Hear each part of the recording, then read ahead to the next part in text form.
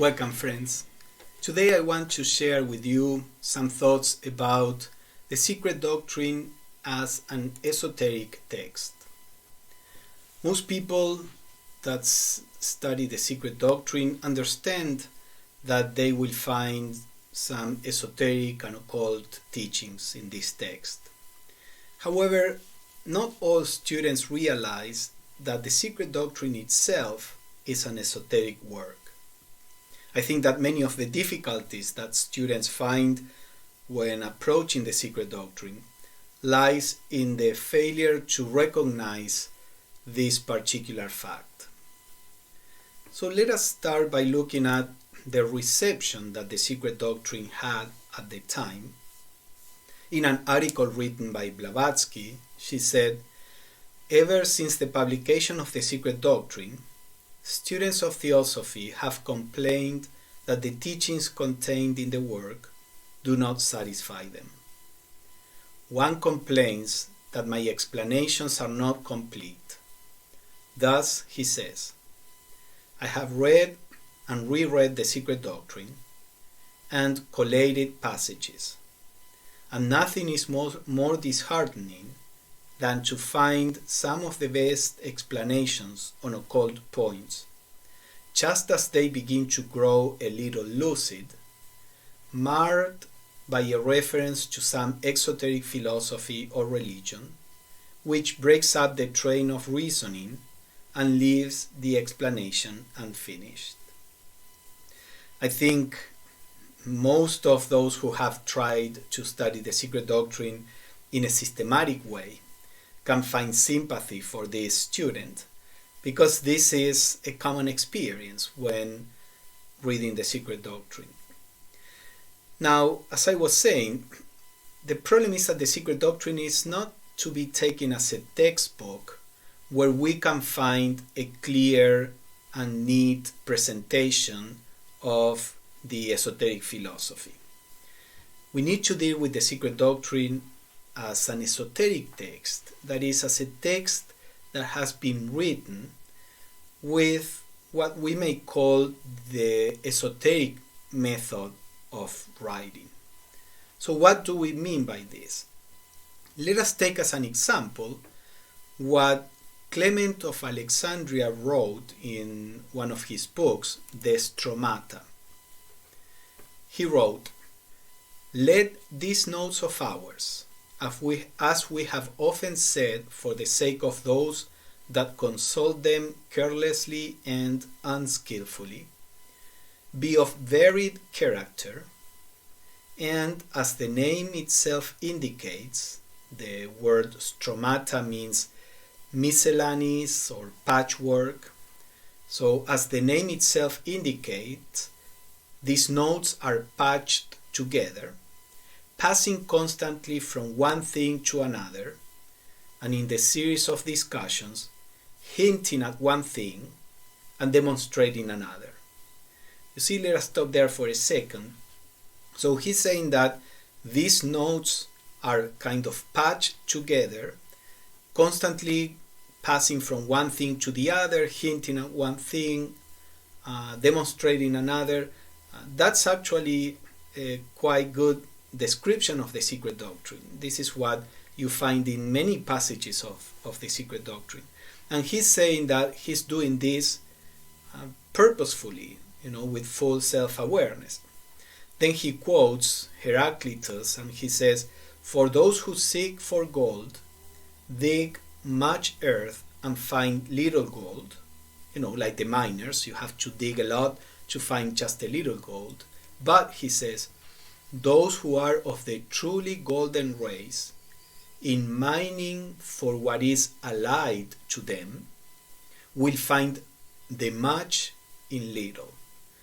Meaning that those who have the spiritual maturity that is necessary when reading a spiritual text will be able to derive much insights from the relatively small hints that are present in an esoteric text. So this is not only a good representation or description of what the secret doctrine is in many passages. But this awareness of writing with this particular method was also apparently in Blavatsky's mind. For example, Bertram Keightley, who was a close associate of Blavatsky, and he actually was one of the people helping her to finish the secret doctrine and organize the text. He said, "An examination of the method pursued by our teacher HPV." So you see, he frames this as a method that HPV pursued. This examination shows that since she is not permitted to give out the complete teaching, nor to make known even a perfect outline of the doctrine on any plane, she omits such parts and mixes up the remainder to a certain extent, like the pieces of a child's puzzle. So Keightley is saying here, she omits certain things that she cannot say, and she mixes up to some extent the remainder of the concepts associated to that particular fact. And he continues, "For were she to state all that she gives out in its correct relation and order, like it's a systematic work, we could readily fill in the gaps ourselves, and men would thus obtain knowledge, and therefore power, on the occult side of nature, before their moral natures were fitted for the trust. Therefore, she conceals the clue by removing the pieces of the puzzle from their proper context, and so obliging us to have recourse to the light of intuition in order to restore them to their proper places in the perfect scheme." So as this quote indicates, one of the reasons why Blavatsky wrote in the way she did is because this is actually an ancient method of esoteric writings to offer esoteric teachings to the general public in a public form as it is in a book, while at the same time protecting those secrets that would be misused by people who don't have the necessary spiritual maturity. So with this method, you can keep the teachings away from the casual reader, but available to those students that are in earnest. Now, there is a second reason that Keightley mentions here, that is, when you have a text that is systematic, that is understandable, that your lower mind can grasp, then it's very easy to stay at the level of the concepts. Because you read, you understand, you think, you got it, move on. But as we are going to see, what the esoteric teachings require is the use of intuition. He says to have recourse to the light of intuition. And the effort necessary to stimulate or to tap into our intuition that comes from our higher nature, that effort is more easily induced in a text that is confusing to the mind than in a text that is perfectly fitted for the lower mind. So for the earnest student, one of the important aims of the method of writing esoterically is that it stimulates our spiritual intuition. And we can see this in the following quote from Mahatma KH. He said, "You will find that it was never the intention of the occultists really to conceal what they had been writing from the earnest determined students. I mean, they did conceal or try to conceal information from the casual student, but not from the earnest and determined student. So what was their aim in writing in this way? The master says, but rather to lock up their information for safety's sake in a secure safe box, the key to which is intuition.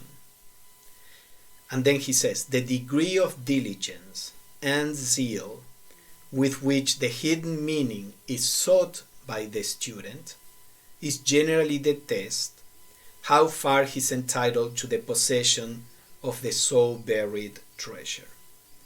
So here again, the master is talking about a key to unlock the secret meaning that is hinted in esoteric works, and that key is the intuition. And how do we access that key?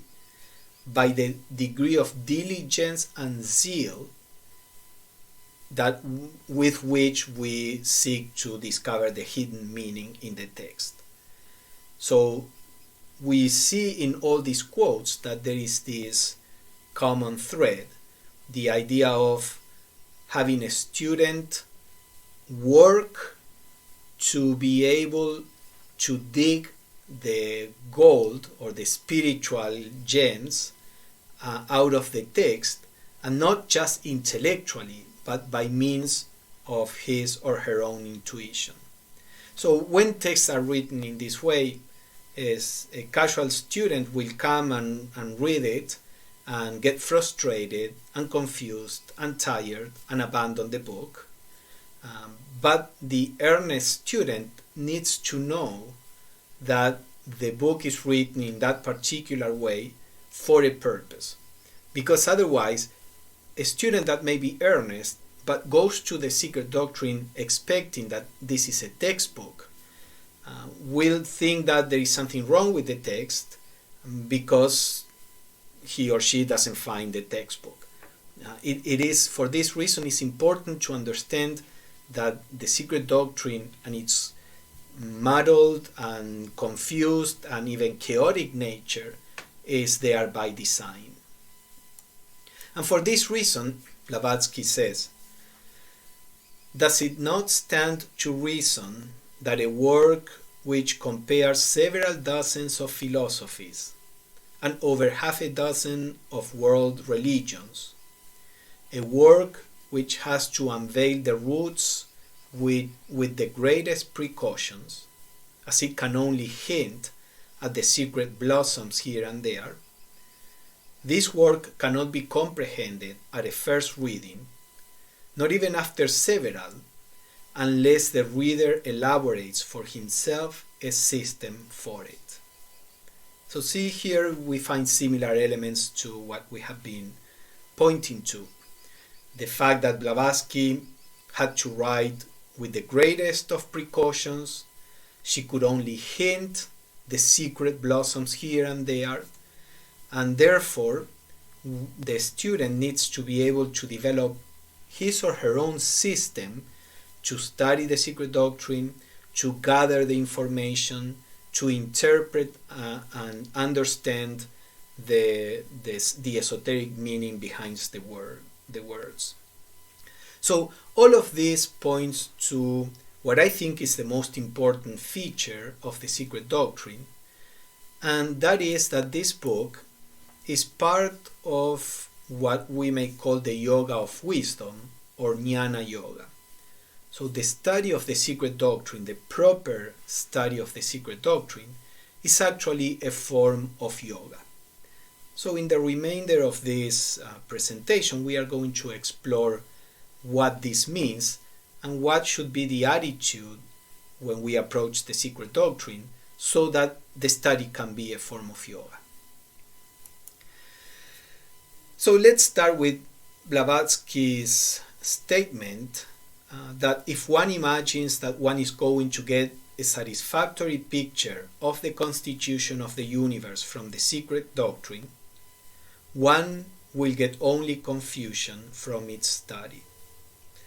This statement and several others in this part of the talk come from some notes that a student, Bowen, took during some classes on the secret doctrine that Blavatsky was conducting toward the end of her life, actually up to a month before she died. There is evidence that these classes existed. There are other students that mentioned these classes at the end of 1890 and the beginning of 1891, and this seems to be the class that Bowen attended. Some people may not trust what Bowen says, but in my personal opinion and experience, everything that these notes say make perfect sense to me, and they sound like this is something that Blavatsky actually said. But anyway, of course, we are free to regard or disregard those quotes. So then she is reported again by Bowen to have said, "Come to the secret doctrine," she says, "without any hope of getting the final truth of existence from it, or with any idea other than seeing how far it may lead towards the truth. See in study a means of exercising and developing the mind, never touched by other studies." So in the previous quote, Blavatsky said, if you come to the secret doctrine to get a clear idea of any particular truth, you are going to be confused. That's what happens with most people who try to study the secret doctrine. So she says, don't come here to have an intellectual or philosophical explanation of, any particular truth. Come to the secret doctrine to see how far it can take you towards the truth. So she says the study is a means to exercise and develop an aspect of the mind that is not touched by other studies. The idea is that, as we are going to see, the truth cannot be captured by words, especially spiritual truths. So what the secret doctrine is trying to help us with is our own perception of truth. And this perception of truth has to be done with what we call the higher mind, not with the lower mind, the conceptual mind that is based on the senses and the information that comes from the senses. Why is it necessary to approach the secret doctrine from the point of view of the higher mind, which is the one that is connected to buddhi or the spiritual intuition? Blavatsky explains it here. In a conversation with students, she said, "Your axioms of logic can be applied to the lower manas, to the lower mind, only, and it is from the perceptions of kama manas alone that you argue." Kama manas is also part of the lower mind, the mind moved by desire and the senses. But, she says, occultism teaches only that which it derives from the cognition of the higher ego or the buddhi manas. You see, occultism is what comes from the cognition, the perception that our higher ego has. In other words, whenever there are esoteric teachings or occult teachings, these are the teachings about how our higher ego perceives the cosmos, not how the personality perceives life, the cosmos, etc. The esoteric teachings are telling us how our higher ego perceives the cosmos, the laws of nature, the process of evolution. Our higher ego has a perception that goes far beyond the senses and what we may call the rational mind. At the level of the higher ego, Blavatsky explains there is a direct perception of universal truths. So occultism is, or the occult teachings are trying to express that kind of perception. Therefore, it is no wonder that in order to be able to understand the esoteric teachings, we need to tap into that kind of perception. So here is another quote where Blavatsky is emphasizing this and showing the relativity of words. She says, higher realities cannot be represented by words. I mean, this should be obvious if we think about it. Words, the words we have, are designed to describe things that we perceive with our senses. Therefore, things that belong to the world of matter. Of course, we have some words that are not pointing out to objects, like the word eternity, but actually the word eternity is connected to something that we can perceive, that is the idea of time. So for us, eternity means time that we can perceive, but extended infinitely, for example. So at the level of the lower mind, when we use words, we are dealing with things that can be perceived on the physical plane through the physical senses. Now, if occultism is about what the higher ego perceives on the spiritual planes, it is evident that the words that we have are not going to be appropriate to describe the experience of the higher ego on a completely different plane, where perception is completely different, where the cognition is completely different, not through the kind of thinking that we experience, etc. And this is a problem that we have to face from the very beginning. When we read the Secret Doctrine, we are encountering words. Of course, the Secret Doctrine or any other text for that matter. So there is an intrinsic limitation there. So she continues, the higher realities must be represented by the feeling of intuition. It is with your higher self that you must understand, and not with your brains and intellectual perceptions, which are all sensuous, from the senses, perceptions, and will not help you. So you see, this is a situation. If we want to benefit from the study of the Secret Doctrine, we need to approach that book from our higher consciousness.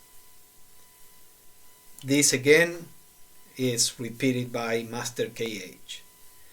He says, the recognition of higher phases of man's being on this planet is not to be attained by the mere acquirement of knowledge. Volumes of the most perfectly constructed information cannot reveal to men life in the higher regions. You see, volumes of the most perfectly constructed information cannot reveal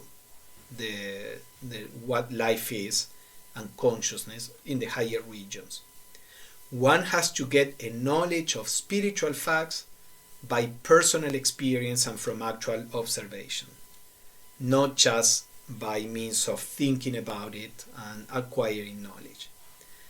Of course, the Master is not saying here that knowledge is not necessary, because one could ask, okay, if that is the case, if words cannot represent truth, if one has to perceive directly on spiritual planes realities, then why bother writing books or teaching verbally?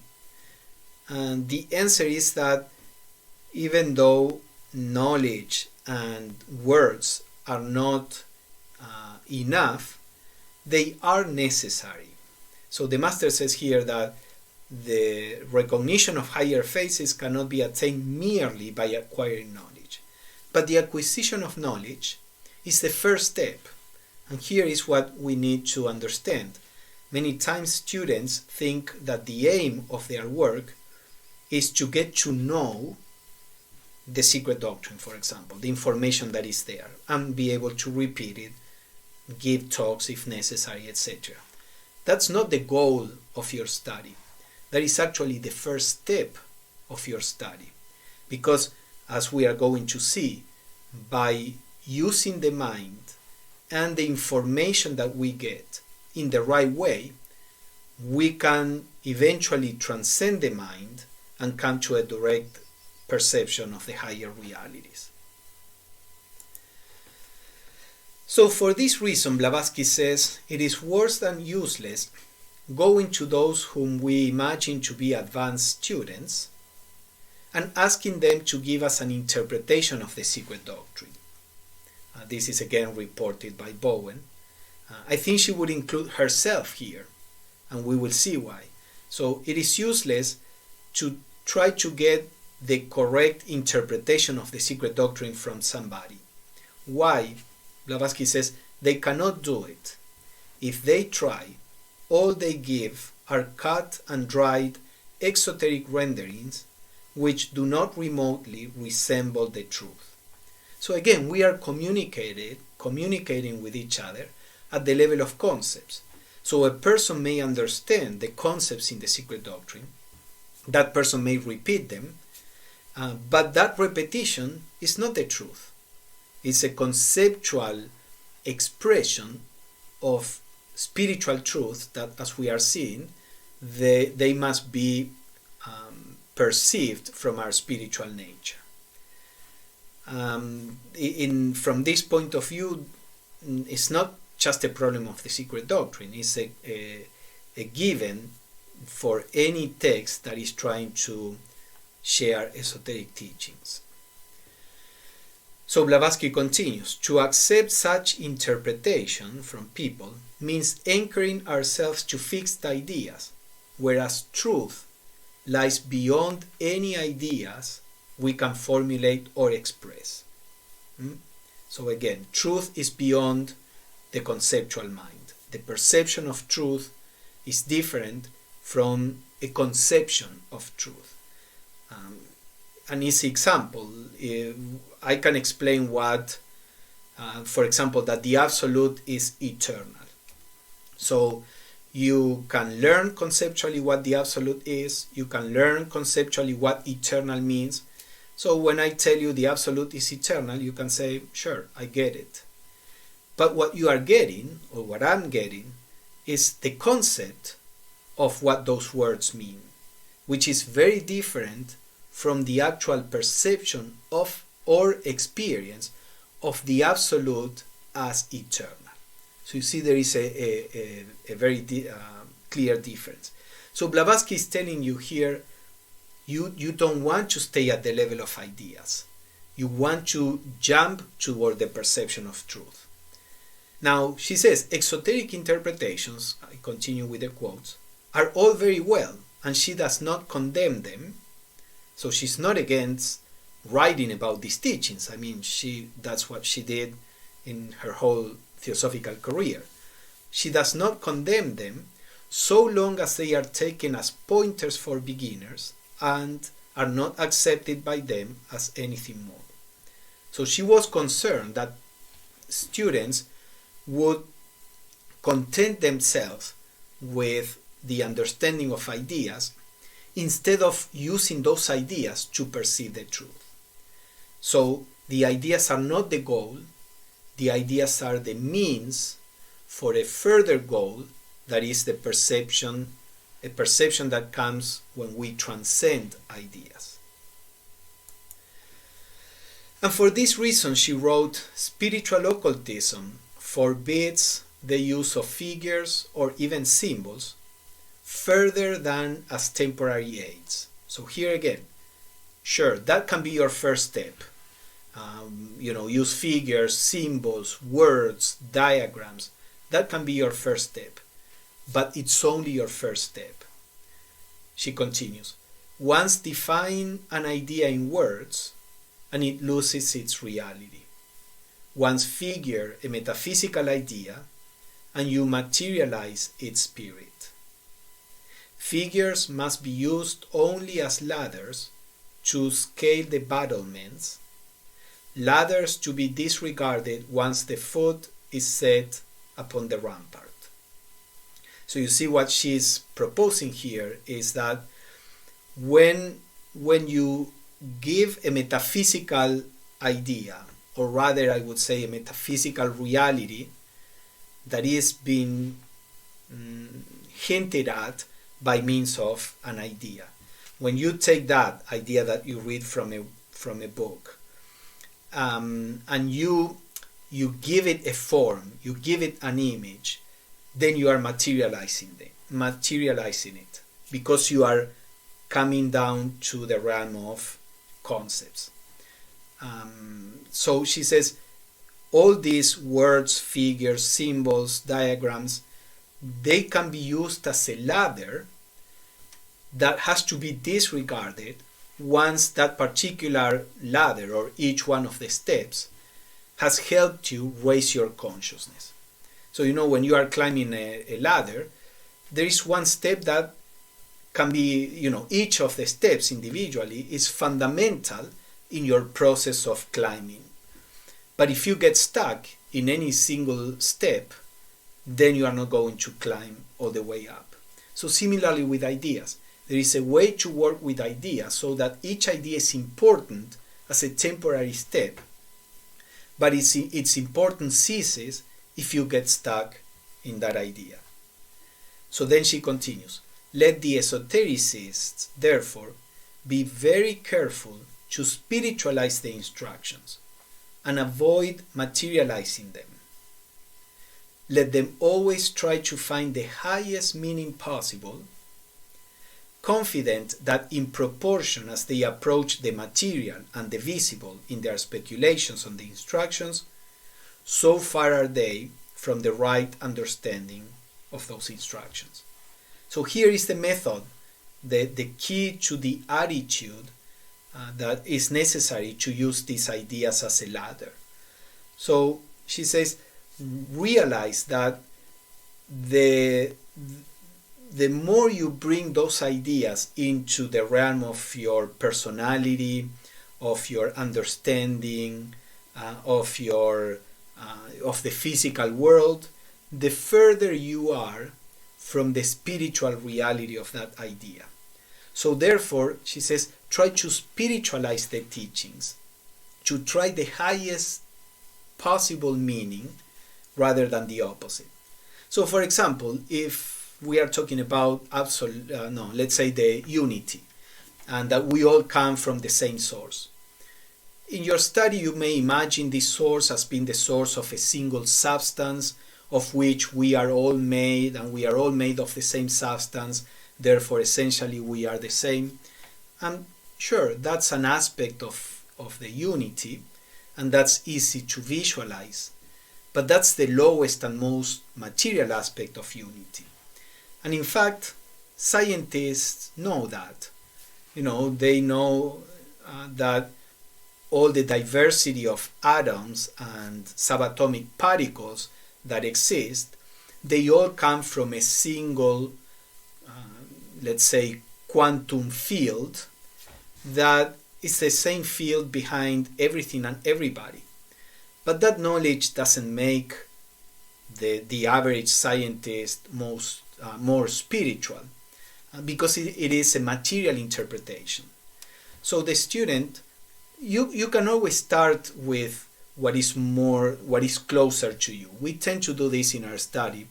You have an idea, and in order to grasp that idea first, you materialize it. You bring it down to your level. You try to see it, what example of this could be in our daily life or in the world we know. And again, Blavatsky does not condemn that, as long as you take it as your first step and then you start working to spiritualize that idea. So in this case, don't stay at the level of understanding the one source from a material point of view. Begin to ponder over and to do a meditative inquiry into what does unity mean at the level of emotion, our emotional field. What does it mean that we are one emotionally? What does it mean that we are one at the level of the mind? What does it mean that we are one at the level of consciousness? We feel ourselves to be individuals. What does it mean that we are not individuals, that we are one?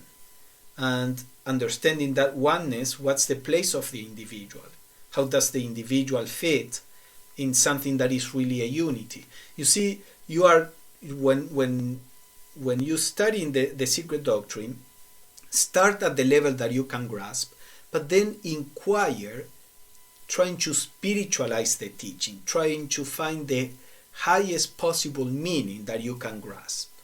That's the method that Blavatsky proposes. So she says it must be remembered that all these stanzas, the stanzas of Jian she was talking about, appeal to the inner faculties rather than to the ordinary comprehension of the physical brain. We have seen that. However, the physical brain is the vehicle, while we are operating on the physical plane, for all the different principles of consciousness. So if we are going to access our intuition, our higher mind, and so on, while operating on the physical plane, we need to do it through the physical brain. And the brain is an important obstacle for the perception of truth. The brain itself needs to be reshaped so that it becomes more and more, or a better and better vessel or receptacle of the spiritual intuitions. And this is actually a kind of side effect of the study of the secret doctrine, according to Blavatsky. She says, ordinary intellectual activity, our ordinary thinking, moves on well-beaten paths in the brain and does not compel sudden adjustments and distractions in its substance. But this new kind of mental effort, she's talking about this in the context of the secret doctrine, this is again part of the Bowen notes. This new kind of mental effort calls for something very different: the carving out of new brain paths, the ranking in different order of the little brain lives.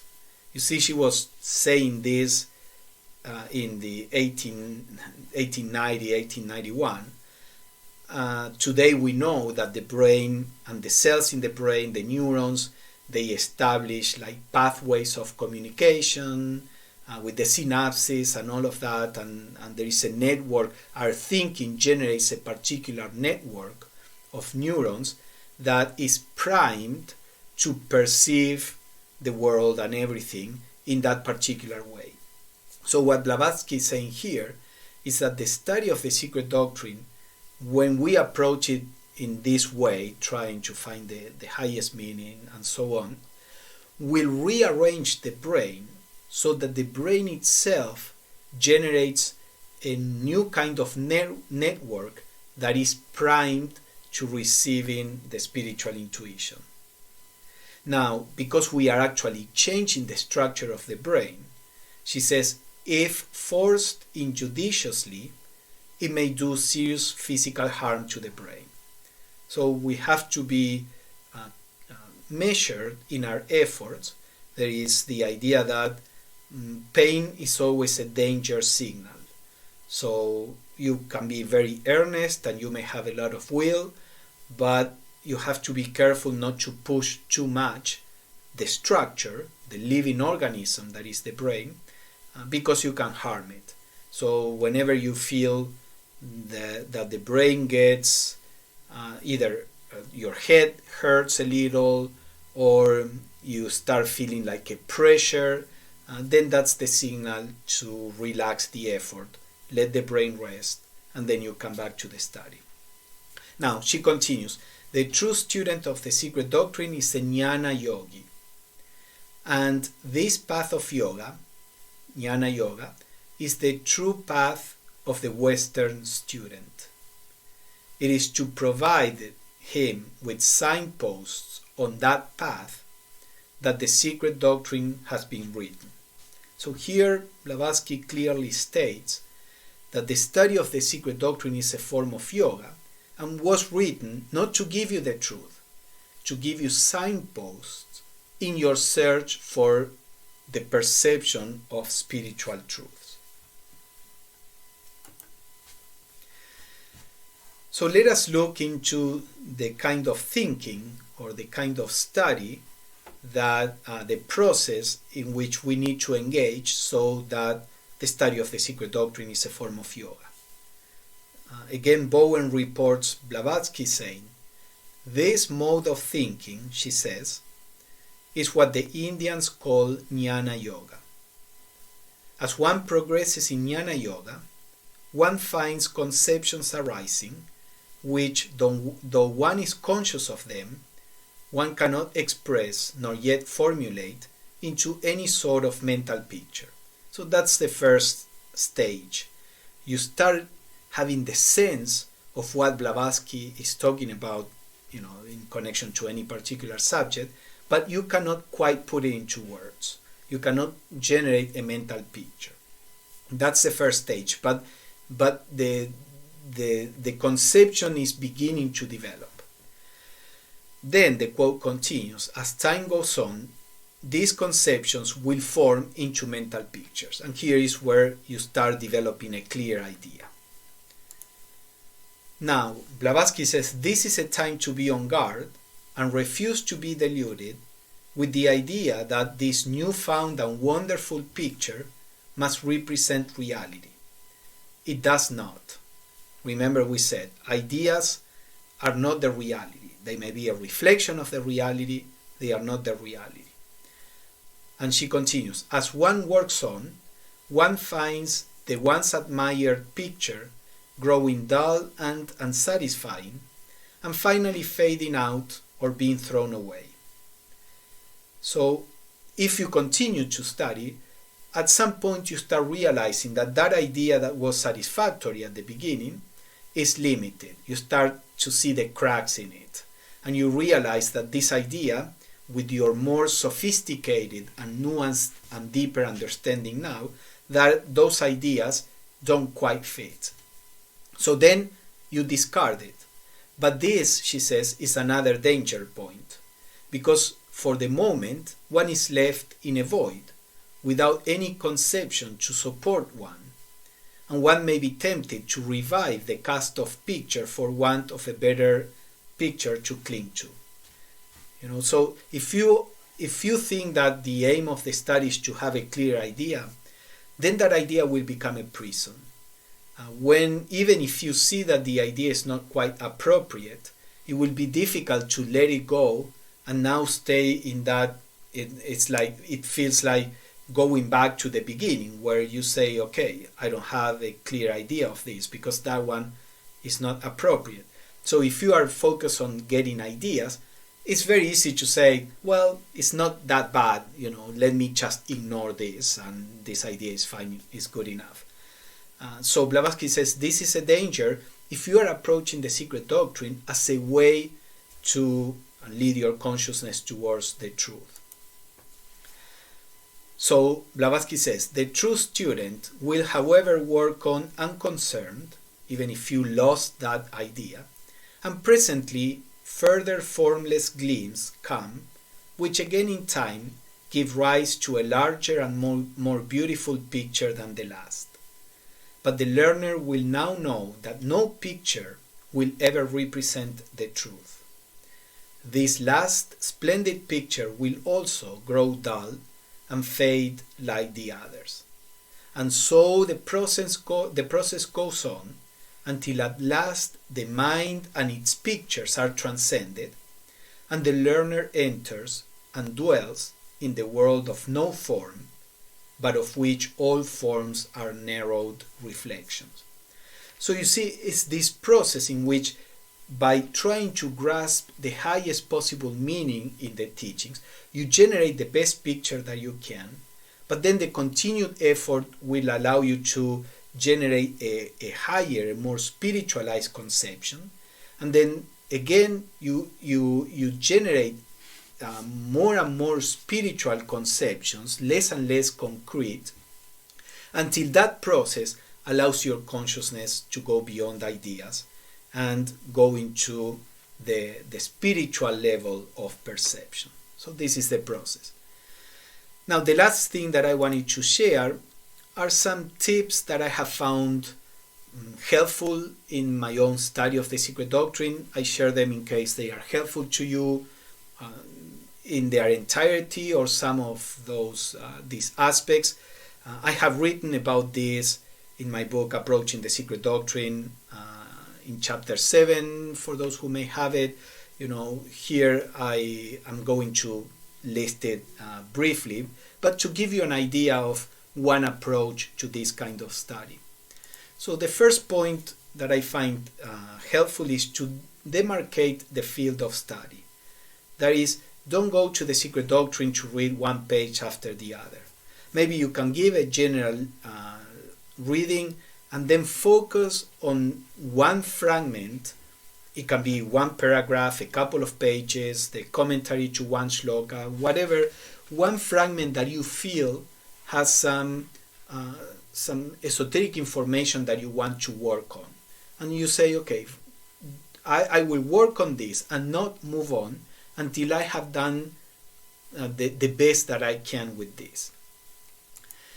Then, as you study, pay attention to the context, because Blavatsky, the way in which she presents the teachings is very, let's call it relativistic, in the sense that she says, for example, she gives an example, from the point of view of the Absolute, the first logos is manifested, is light, and the Absolute is darkness. So sometimes she will talk about the first logos as light, etc. But then she says, from the point of view of the third logos, which is the manifested, the first logos is unmanifested and is darkness. So you may find that in some places she talks about the first logos as the ray of light coming from the Absolute, and in other places as the hidden and manifested Father. So always pay attention to the context to see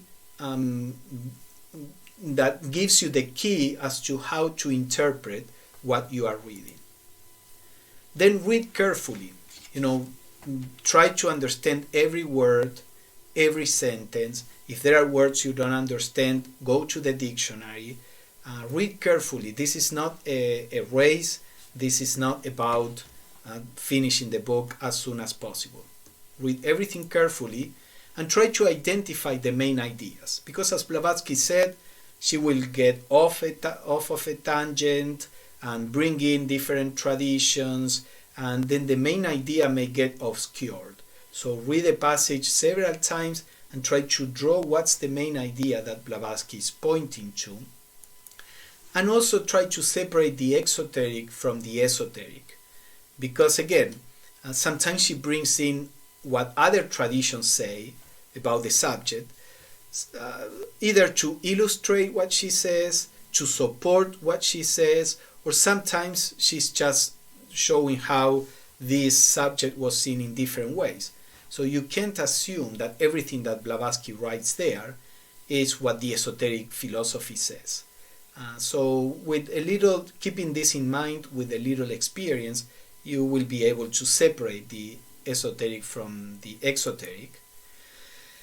And then keep in mind the 4 basic ideas. I don't have time to talk about this here. I have explained them at length in the book Approaching the Secret Doctrine, or otherwise you can go and read about them in the Bowen notes. But it is important to study the Secret Doctrine from the point of view of the 4 basic ideas.